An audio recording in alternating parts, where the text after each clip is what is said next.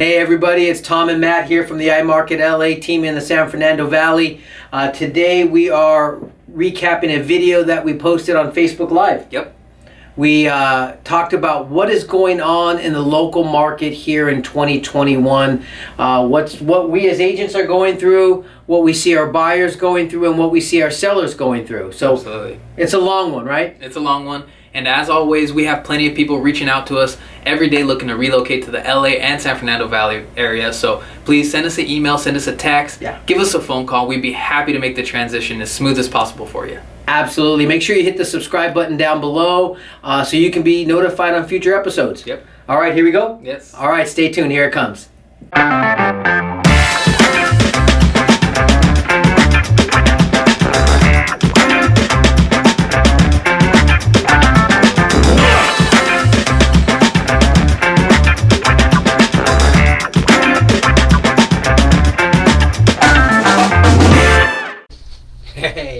Hey, what's up everybody? Tom Hernandez, Matt Hernandez here from the iMarket LA team. It's Keller Williams Studio City, broadcasting you on our very first Facebook Live event. All right, so hey, we hope it works out. We're here to have a lot of fun. We're here to share some good information with you. We told you guys earlier that we were going to go live today to talk about what's really going on in real estate. In the marketplace. In the marketplace. What are the struggles everybody's having, whether you're a buyer, whether you're a seller, and even as real estate agents, what are we going on? What are we seeing right now? Because we're getting a lot of questions, right? You're right. A lot of questions, buyers, sellers, friends, family reaching out to us with some of these questions on what's going on in the market. Yeah. So we thought, what better way? Reach out, do a Facebook Live, share our insights, go over some stats, and have a good time and share some knowledge with you guys. I love it. So one of the things that was important in diving into 2021, because I've been selling real estate 25 years, and I think the advantage that I have is that I lived through all the previous real estate ups and downs. So when I talk about things, it's not like I'm just reading it. I've lived it. And I think there's some value in that. So that's the first thing. But as Matt and I were talking and preparing to do this, I really sat back and said, I think we need to look into the past, right, to kind of tell us what's happened, because this is the first time in 2021 that we've been in a pandemic in 2020, coming out of it and seeing our real estate market not necessarily shift like we thought it was, right? Right. So, getting with that in mind, let's jump into looking back into time as far as real estate, because I took some notes. And one of the things that I noticed was, I started with before the crash of 2007 with the mortgage meltdown. And that was more of a financial crisis, right, than what we saw with the pandemic crisis, because our economy was good and everything was doing really good until the pandemic hit. But in 2007, June and July, I know, is when they pulled subprime loans from us and the market just shut down. So in June of 2007, inventory in the San Fernando Valley was about 6,826 homes on the market, June 2007. We had about 2,083 or almost 2,100 homes come onto the market. We had 906 pending, and we had 935 sales. So I think that's kind of setting the floor for what a healthy market would look like. Gotcha. We have about 6,800 homes on the market. We have about 1,000 coming off. We have about 1,000 closing. That's about a 6-month supply of inventory in 2007. And if I look back, I would say I was taught 12,000 homes, a 12-month supply of inventory was a healthy market. But things kind of shifted. Market was going up. We were looking at 6,800. I think 6,800 is the new healthy market when we look at the stats right now. So now we fast forward. It's 2008. It's January. The market's already crashed. It's already kind of rebuilding. The government is pumping stimulus into the housing market by offering a federal tax credit. Hey, buy a home and we'll give you $10, $12, or $8,000 off your taxes as an incentive to buy real estate. So that was kind of taking buyers from the future, is how I called it, and putting them in the marketplace right now. And the interesting part was January 2008, there were 2,089 homes hit the market brand new. We had 6,900 homes on the market. So inventory was kind of still the same, even though the market had crashed. The interesting part was only 642 homes sold.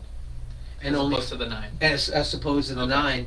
And 428 homes actually closed, opposed to the 9. Wow, okay. So you're seeing the amount of sales drop by about 30% of the homes were selling than what they were 6 months before. Right.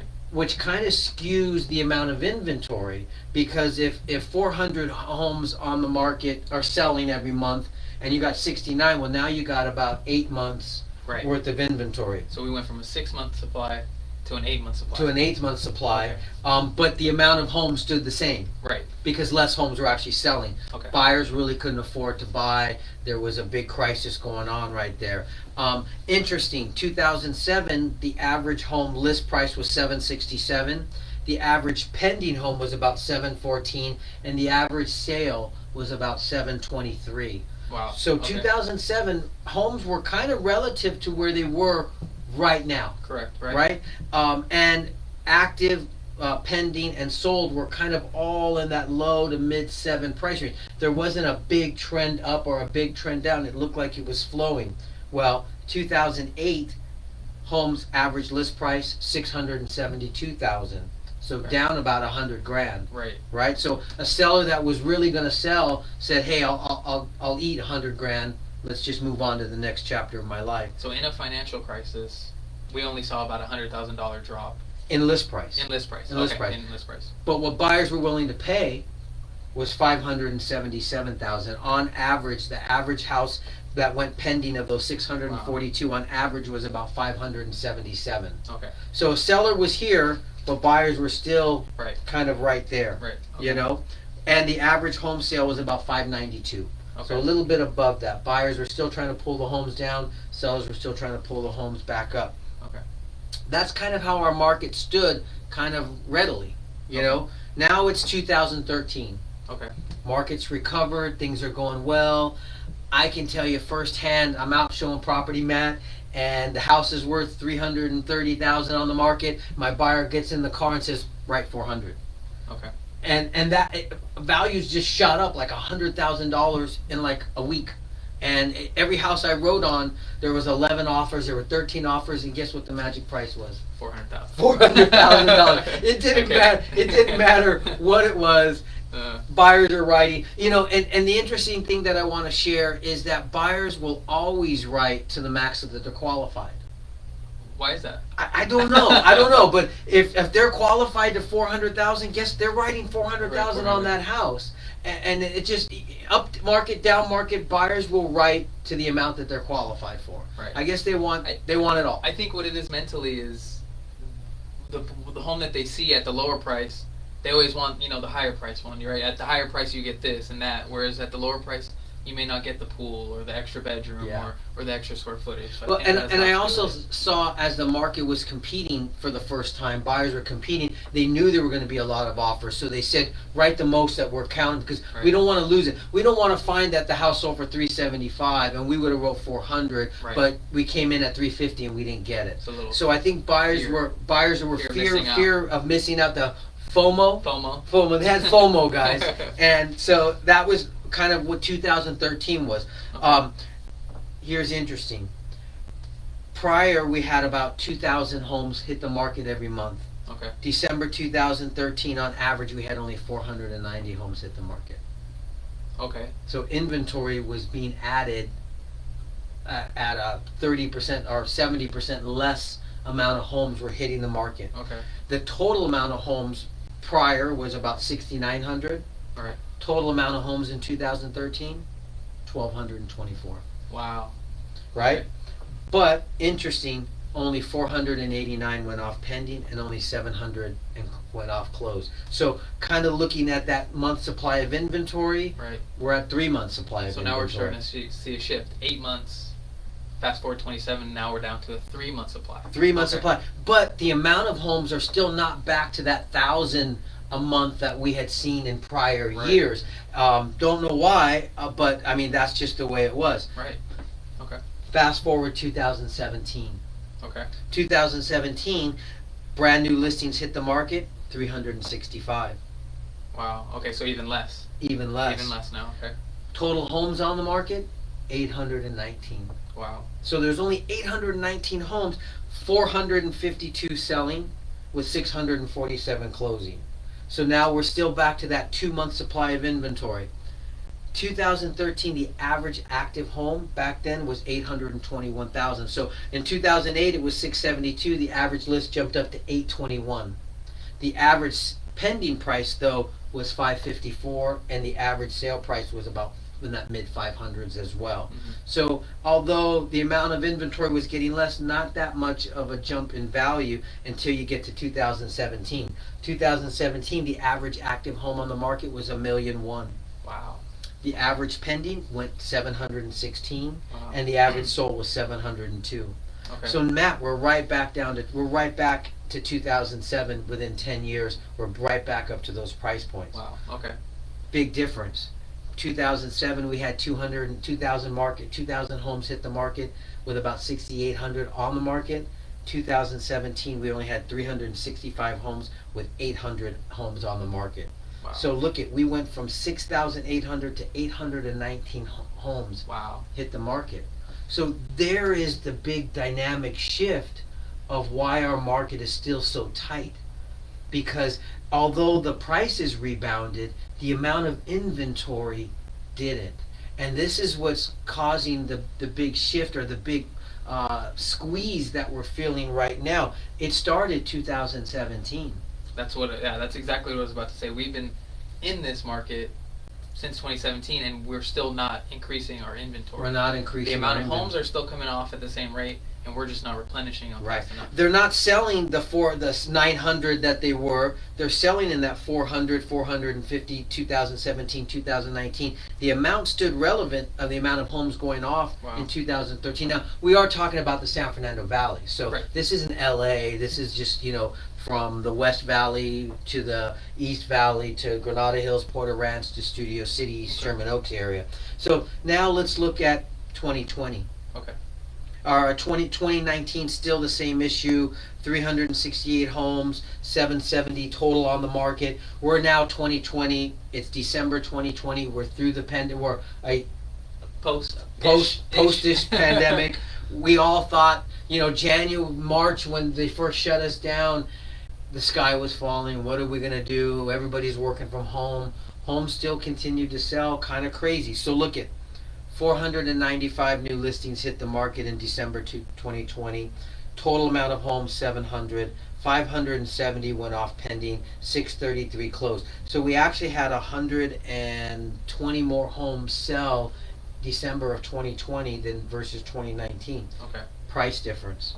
Average pending home 900,000. Wow. Okay. Average sale price 775. Okay. So you can kind of see that in the middle of the year of 2020, values, in December of 2019, the average sale price was 834. Mhm. December of 2020, the average sale price was 775. So those were the buyers that were closing in December, but they had probably bought their house in June or July or August, because it took those many days to close. Right. So those people, if you bought a house in August, September of 2020, you probably were somewhere in that 755 on average price range. But the buyer that was putting the house into escrow in December, their average price range was $900,000. Wow. Okay. So they're seeing about $100,000 jump. Well, look at this, Matt. 495 homes hit the market. Right. We only had 700 homes total on the market. Wow. 700. So you got to look and pay attention, or think about 2007, 6,800 homes. 2017, 2013, 1,200. 2017, 800. 2019, 770. 2020, 700 homes. Guess how many went pending? 570. I can see. 570 homes went off. So they gobbled up 70%, 65%. 65% of the homes sold. Wow. Right? That's just crazy. So looking at 2021. Okay. 2021 January, 609 new homes hit the market. 662 total homes on the market, and 606 pending. Wow. Okay. So in January, 100% of the homes that pretty came much on every home that came on the Wow. market sold that, right? Average price on pendings $951, average sale price $931, right? February, 658 new homes come on the market, total of 628. Look what went off market February 2021. 1,215. 1,215 homes sold in Feb. That means they gobbled up whatever inventory was on the market, and they gobbled up whatever inventory was just hitting the market. Right. Whatever it was, buy it. Now, interest rates were 2.7%, so it was a great time to lock in that rate. So March, 818 new homes hit the market, with 637 and 751 sold. So we are still seeing more homes go off the market than what we have in total inventory. Right. So what does that tell us? Well, Or what do you look at that? I think obviously looking back, 2017, we started to see a very dynamic shift in the amount of homes that were being listed versus the homes that were being sold. And then, as you can see, as we get later in the years, it's just catching up with us. Yeah. Right? We're not replenishing the amount of homes on the market. The same amount of homes are still being sold, meaning there's still the same amount of buyers. So that means that if you're a buyer out right now, it's tough. It's tough pickings out there. Yeah. There's really not enough homes for us to be able to show you. Yeah. And I know firsthand, while I'm out with buyers, I only have a handful of homes to show them. Yeah. Because or not even to show them. Yeah. So the struggle that we're having has really been here for a while. 2017. Right? Since 2017, you can see that this struggle has been here, but it's kind of gotten to that bottleneck right now where we're gobbling everything up. So, I mean, this is no more now than ever for us as real estate agents as a call to action. Right. Yeah. Right? I mean, we're really reaching out now more than ever, as agents. You always say, oh, you just want to list a home. No, we need to get more inventory on the market so that we can bring some normalcy back to the market, because we can't continue to grow this way. Right? I mean, at some point it's going to pop, and when it pops, I mean, who knows what's going to happen, but I don't think we can continue to grow at this rate here with the little bit of inventory. So, now more than ever is a call to action to the consumer, to the clients, to friends, to family, to anybody that's out there watching, is to, hey, have you heard any rumors of anybody looking to sell their house, or put something on the market, or transition into another place? Because now more than ever do we need inventory to kind of bring some normalcy back to our market. So it's not necessarily a selfish thing that we're asking, like, oh, we just want listings. No, we really need inventory to be able to bring some normalcy, right? Yeah, help our clients. Like you said, for the first time, this is not really a selfish thing that we're asking. It's more of help. Yeah. Point us in directions with people that people that have maybe spoken about or have heard any rumors, like you said, of looking to sell in the area. Absolutely. So I think it was really great to go over those stats to kind of see where we've been, where we're at now, and if anything does pop, like you said, we only really had what was the drop that we had in our financial prices. I mean, when you look at it, it was about a $200,000 drop. So even in worst case scenario, if it drops right now from 900 to 700, a $200,000 drop. And so what does that mean to a buyer? A $200,000 drop. Well, I mean, you're obviously getting a home. I mean, for every $100,000 we borrow, about $500. About $500 off their payment. So about $1,000. They would save about $1,000 a month if the market were to shift. Well, also a caveat to that is typically when prices drop, what do interest rates do? They pop right back up. They pop right back up. So you get the home for $200,000 less, but where's your payment at? That it just brings back a memory to me of in 2007. People were buying these interest-only stated income, stated asset loans. They were getting interest only at 5.5% interest, and their payment was $3,500. Right. Well, in 2013, interest rates were like 4% or whatever, but they were paying principal and interest. So they were buying that home that was 700,000. Now they're buying it for 5,400 bucks in principal and interest. You know what their payment was? 3,500 bucks. The payment was always relative, and I remember that being a big aha for me back then of understanding that stuff like that. So sometimes the banks are the only ones that really win. Man, you know, from your lips to God's ears, man, it seems like the mortgage guys or the bankers are the only one that wins. You want to kind of transition over to? Yeah, absolutely. So now we talk about where we've been and kind of where our struggle is, but now let's talk about being a buyer. Right. So you're a buyer in this market. You're looking to buy a home, Matt. Where would I get where's the best bang for our buck right now in the San Fernando Valley? Is there one particular area? I mean, it varies person to person. I'm biased. I personally like the North Hollywood area. I think it's, up and coming. It has a lot to, a lot of gentrification going on. The NoHo Arts District is great. I like the area. I think it's close to the freeways. You can get to and from places. My recommendation is always the NoHo district, NoHo area. Gotcha. Maybe even Jason Valley Village as well, Valley Glen area. So if I'm a brand new buyer, Matt, I really don't have any preference of being somewhere. I just, I'm tired of paying rent. I'm paying $3,200 a month rent. Where would you tell me to go? I would say North Hollywood. North Hollywood. I would say North Hollywood. And what would the average price right there be? Average price in North Hollywood right now, single family home, you're walking into about $750. About $750. About $750. Obviously, depending on square footage, things like that. But you can't walk into really the area for about $750. Condo, you're looking about $379. Okay. $379, 1 bedroom ish. Gotcha. If you want to get to a 2 bedroom, you got to go up to the 400, 410, 415 range just to enter. Gotcha. Just to enter. And tell me a little bit about like payments. Like, what am I? How much money do I need to make in order to qualify for something like that? Okay. Well, let's start off with debt, right? Most buyers, it varies person to person, right? But we want to make sure their debt can be no more than about 44% of their income. So their total expenses, meaning? Right. So you're saying that it varies person to person because everybody carries a different amount of debt. Exactly. So the less debt that they carry, the more that they can put that money towards a mortgage, and the more debt they carry, or vice versa, the less debt they carry, they have more buying power. Out of your whole debt, out of your whole debt, 100%, we can only use 44% of it towards your mortgage payment and expenses.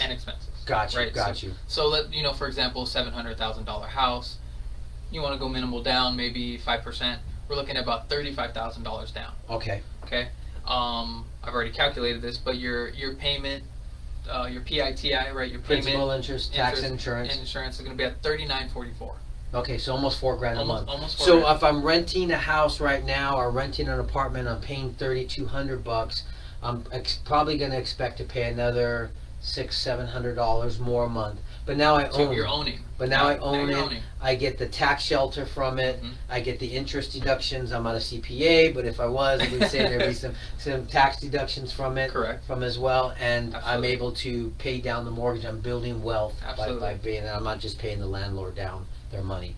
Exactly. Okay. So you're taking we'll just round it, to 4. That's about $40,000 a year, $48,000 a year that you would normally just give to a landlord. Right. Instead, you're putting it into your own equity. You're paying. You're the landlord. You're the landlord, and you're paying down. You're paying down. You're building your own equity. So love it. So now you're doing yourself a favor later down the road. So what type of income do I need to make in order to qualify? Exactly. So roughly, you're looking at about $9,860 monthly, or $118,000 annually.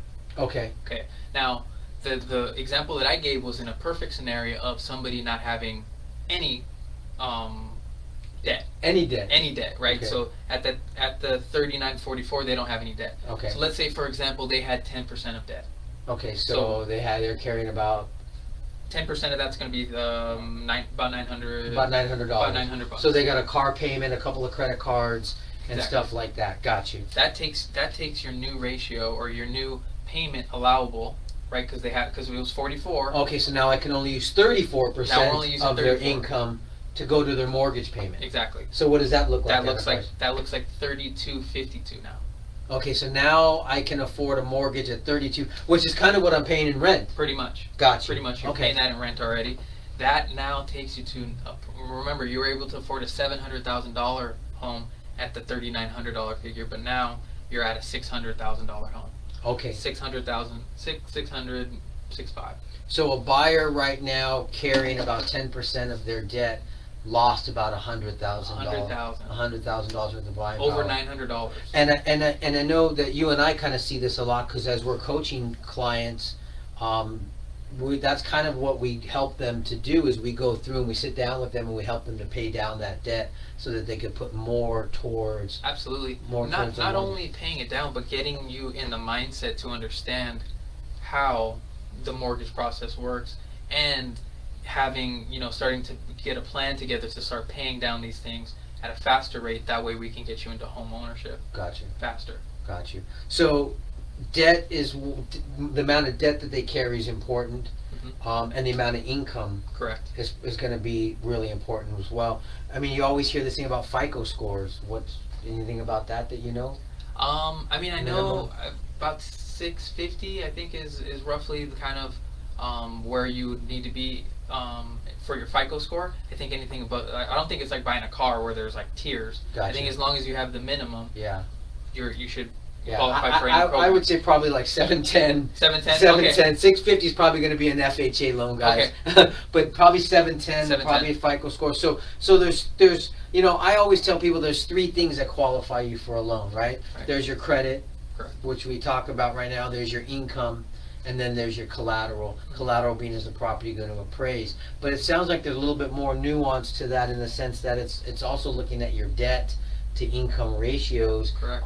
Then their FICO scores obviously have something to do with being able to qualify for that as well. Not only that, but we also sit down with you. How many times are you going to Starbucks? How many times are you eating out at Cheesecake Factory, or probably not recently, but supporting your local restaurants? So a lot of times getting into home ownership means that you do have to sacrifice some of the luxuries that maybe you were accustomed to renting because you could afford it. Yeah. I agree. I mean, I think a lot of times when we go back and we look at people's budgets, they're making enough money to afford that $4,000 a month payment, but they want to have their payment at $1,700 because they're used to living a lifestyle so much different. Exactly. And then when we get them on that budget, all of a sudden they realize, man, I don't need Starbucks 3 times a week. Yeah. I'm happy with Starbucks. Well, hey Tom, I bought a cold brew thing for my kitchen now, and I brew my own cold brew now. So yeah, it's amazing the journey that they go on. What about price points in the San Fernando Valley, Matt? Where are values at? If North Valley, South Valley, is there any area? I saw you have a map here. I mean, the south part of the valley, meaning the Studio City, Sherman Oaks, Encino, Tarzana, it almost runs kind of like on a rolling scale, Really? from right to left. If you're looking north, so you can see the Studio City, you're looking at 1.1 to 500,000 entry level to get into that area. Then you move over to Sherman Oaks, 900,000 for. Same thing when you get to Encino, 900, 300, Tarzana, right, 899, 300,000, and then you get to Woodland Hills, 799. Gotcha. 352. So it's almost just kind of like a tiny little rolling scale as you go from So right your to best left. bang for your buck, then you're saying, would be the West Valley, like Woodland Hills. Yeah, I mean, Gotcha. definitely. You're going to get more house. You're going to get more house. Gotcha. Just depends on your lifestyle, your preference, where you work, your commuting, obviously. Gotcha. If you have the luxury of working from home right now, yeah, Woodland Hills would be you get a really nice house tucked away south of Ventura, Gotcha. 2,000 square feet, really great house. As you move more to the North Valley, you can see, Granada Hills, you're looking at $699 and $399 for condos, $699 for homes. Gotcha. Porter Ranch, really, there's a big discrepancy between Granada and Porter Ranch. You can see Porter Ranch is going to go up to about $940 just to walk in. Because a lot of the new construction's up There's there. a lot of new construction. And then going over to Chatsworth, that's when it kind of dips back down closer to the Granada Hills range. You can see $699, $500,000 to get into Chatsworth. Gotcha. Sylmar, $500,000. Single family home, $380,000 000 for a condo. Gotcha. So that northeast part of the valley, good bang for your buck if you're open to living. If you're open, if you're open to living that there, side. yeah. But what about the central part of the valley, the Canoga Parks, the Resitas, the Winnetkas, and stuff like that? Canoga, you're gonna get 685. Okay. Single family home. They still have units that are about 230,000. These are some of the one bedrooms. A big highly density of apartment buildings. Yeah, they're gonna be all very definitely condensed. Let's see, Reseda, you're gonna get 680 for a single family home and 350 for a condo townhome. Got you. The Van Nuys area also, I think there's some really nice pockets in the Van Nuys area as well. You're looking at 650 entry point for a single family, and 349 for a condo townhome in that area as well. Gotcha. Now remember, these are all just entry points. Gotcha. Obviously, you wanting more square footage or walk-in closets. So when you did this search, like you said, "Hey, this is the lowest price house to get in there." Not necessarily. So somebody called you. Oh, okay. Not necessarily the lowest. I kind of threw out the one-offs and said, "Where does the herd lie?" Gotcha. This is where the majority of the herd lies, so I'm going to use this as my base because there's a reason why they're significantly lower. Gotcha. So how about sellers? What do we talk with sellers? Because we told everybody we're going to tell them what's going on in depth. Yeah. Sellers. Well, I guess the main question is, what are they looking for? Yeah. What's their goal? Are they looking to just cash out? Maybe they want to buy investment property. Yeah. Are they an empty nester? Right. Gotcha. So I think most of our things is we want to learn their want versus their need. As right. Well. Yeah, I agree. I mean, I think you and I talk about that a lot in looking at sellers. There's a lot of sellers out there that want to sell, but they don't need to sell. Right. And that's maybe the little dilemma that we're having with the housing inventory is the need to sell may not be as great as the want to sell. There's a lot of people that may want to sell and stuff like that. I know that at this point in time, I know you've mentioned a lot, but I think at this particular point in time, there's so many people that are just have so much equity in their houses that maybe they just don't want to part with it, or they just can't vision where the next part of their life is going. So digging in is part of, I think, what we do when we get the call to sit in front of you. What are your dreams? What are your aspirations?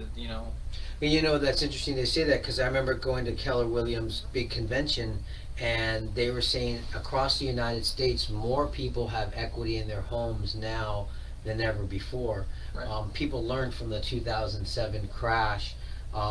Before that, people were living off their equity. The market was going up so fast. There were so many refis from 2003 to 2007 that people were sucking out their equity to fund a lifestyle. Right. And after that, 2008, people refinances and cash out refinances dropped probably by 70%. Right. So I think you're right that people learned and have that bad taste in their mouth from that 2007 crash to where now they're realizing that, man, I'm going to hold on to this equity as much as I can. Yeah. But if you were a seller, I mean, what are some of the things that we look to kind of say? I mean, we talk about the want versus the why. But we also dream with them, right? Yeah, we'll sit there and we'll dream with them, help them. What's their dream scenario? Like, do they want to end up in Hawaii or San Diego, or they want to go to Orange County and just live out their days by the beach? Yeah. We can, once we know what the dream or their end up goal is, then things start to happen with them. And not us too, not only them, but then things start to pop in their head. Well, I guess I could do this. I guess I could do that. Yeah. So sometimes when you speak it almost into existence. Yeah. know. I can say too, the people that need to sell, they create the plan B of where they're going, and it's the people that want to sell where we need to spend time in dreaming with them to really kind of make that the reality so that they can create that plan. Correct. Because when they sit there in that want, it's just kind of hard for them to visualize. We always get that saying of well, if I sold, where would I go? And it's like, well, because you haven't dreamt big enough yet. Yeah. We haven't really focused in on that exit strategy, that plan of where you're going to go and what you're going to do. Right. And then looking at their income too, right? I mean, the comments that we have about the buyers, it bleeds into the sellers. Correct. Right. Because they, well, where am I going to be able to rent for $1,700? Because that's what they're used to. Yeah. Right. Absolutely. Anything else that we want to talk about today? I mean, we've talked about buyers, we've talked about sellers, we've talked about kind of what the squeeze is going on in 2021, what it is to be in the trenches.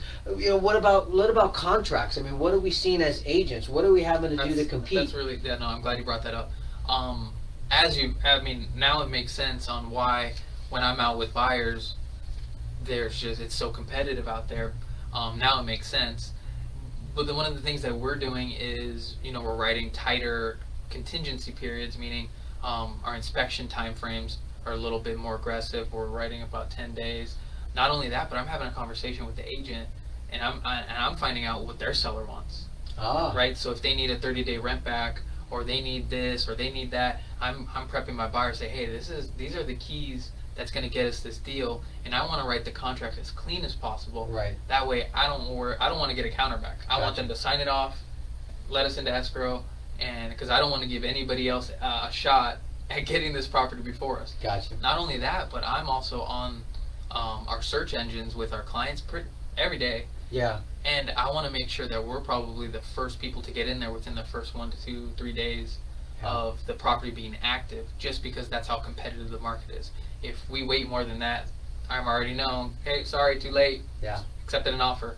It's funny that you say that. I was talking to one of our agents, and it's been like 7 days on the market. They've got like 25 offers. Yeah. And they're still showing it. Yeah. And I'm like, what else could you possibly look for with 25 buyers that you have? Like, good Lord, man, pick one. You're making 25 people sit on the fence waiting to find out if they're the one chosen or not. And then they only counted like the top 5. Yeah. So it's like the other 20 people just sit there. But you can see that the aggressive agent is out there within the first couple of days. Absolutely. And I think a lot of listing agents are catching on that, hey, the serious buyer, they're in my listing 1 or 2. The agent that's coming in day 7 or day 8, there's something amiss with that agent. Yeah. There's something not there, because are their buyers not that serious? Now, Are there some one-offs to that? No, not necessarily. Let me also preface that every buyer has a journey within the process of buying. Absolutely. The buyers that are in my car out showing 2 to 3 times a week, they've already been through the part where we'll go see it once a week. So they transition. They've transitioned. So there are buyers that you have that you're picking up every Saturday or every other Saturday. Correct.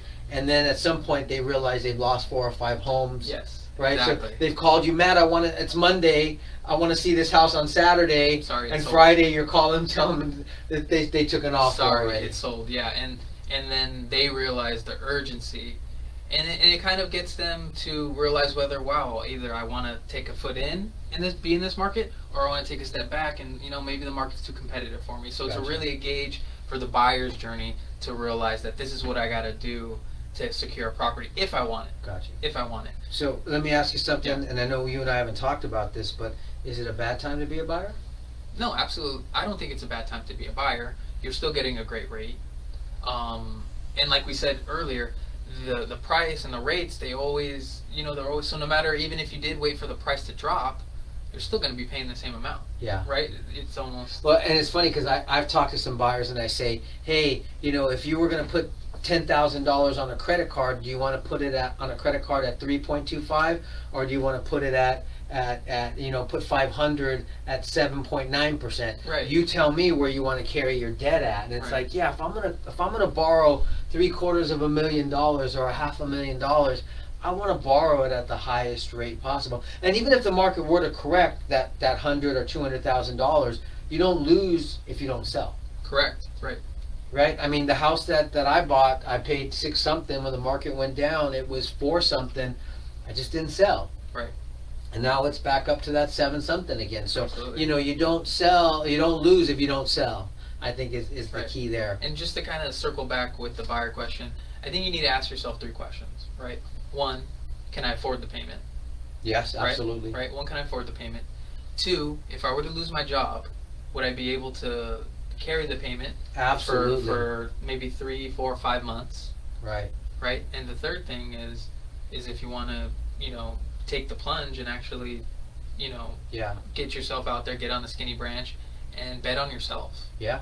Is really the three things that I think you need to ask yourself. Yeah. And if you can say yes to all three of them, then it's a good time to buy. Absolutely. I think it's a good time to buy. Gotcha. It's a good time to be a seller. Great time to be a seller. Right? Now more than ever, like I said, I mean, this is kind of the purpose of our Facebook Live today. Yeah. Is to really reach out to you guys and say, hey, who do you know? What rumors have you heard about somebody looking to possibly sell some inventory, some real estate? Because now more than ever, we need inventory on our market. As we stay the way we're going, it's just we're gonna run out of properties, and something's gonna, I don't know. Well, the prices are just gonna go out of control even more. But that what goes up that high may crash down that hard too, right? I mean, if we could flood the market with some inventory, bring some calmness to it. We could get it back to the 6,000 things of inventory. I think, like you said, give Gary Keller some sideways action.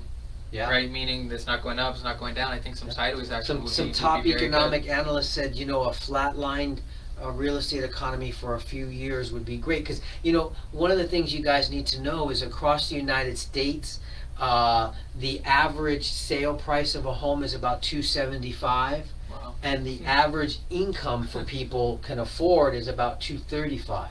Wow. So there's about a $50,000 gap between what most Americans can afford to buy versus what the house is. So how far can that gap go before there's some type of pushback?